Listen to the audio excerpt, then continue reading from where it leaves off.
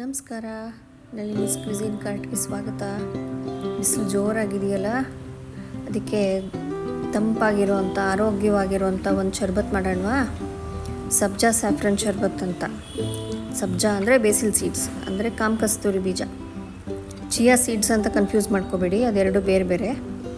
ಅದಕ್ಕೆ ಒಂದು ಅರ್ಧ ಸ್ಪೂನ್ ಕಾಮಕಸ್ತೂರಿ ಬೀಜನ ಒಂದು ಕಪ್ಪಲ್ಲಿ ಹಾಕಿ ಒಂದು ಸ್ವಲ್ಪ ನೀರು ಹಾಕಿ ಒಂದು 10 ನಿಮಿಷ ನೆನೆಸ್ಬೇಕು. ಶರ್ಬತ್ಗಳಿಗೆಲ್ಲ ಸಕ್ಕರೆನ ಪುಡಿ ಮಾಡಿಕೊಂಡ್ರೆ ತಕ್ಷಣ ಮಾಡ್ಕೋಬೋದು.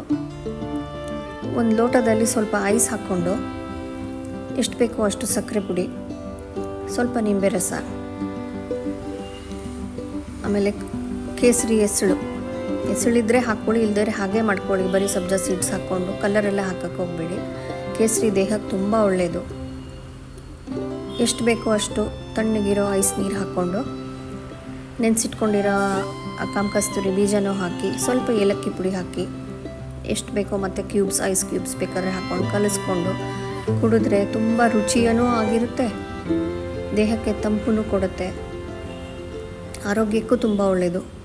ಮಾಡ್ತೀರಲ್ವಾ? ಮಾಡಿ ನೋಡಿ ಹೇಗಾಯಿತು ಅಂತ ತಿಳಿಸಿ ನನಗೆ. ದಯವಿಟ್ಟು ನನ್ನ ಚಾನಲ್ ಸಬ್ಸ್ಕ್ರೈಬ್ ಮಾಡಿ, ನಿಮ್ಮ ಫ್ರೆಂಡ್ಸಿಗೂ ಎಲ್ಲ ಹೇಳಿ. ಹೊಸ ವೀಡಿಯೋಸ್ನ ಮತ್ತೆ ತರ್ತಾ ಇದ್ದೀನಿ, ಹೋಗಿ ಬರಲಾ? ನಮಸ್ಕಾರ. ನಿಮ್ಮ ಸಪೋರ್ಟ್ಗೆಲ್ಲ ತುಂಬ ಧನ್ಯವಾದ. ಈ ಶರ್ಬತ್ ಮಾತ್ರ ಮಾಡೋದನ್ನು ಮರಿಬೇಡಿ, ತುಂಬ ಸುಲಭ ಇದೆ. ಮಾಡ್ತೀರಲ್ವಾ? ನನ್ನದೆಲ್ಲ ವೀಡಿಯೋಸೂ ದಯವಿಟ್ಟು ನೋಡಿ ಎನ್ಕರೇಜ್ ಮಾಡಿ.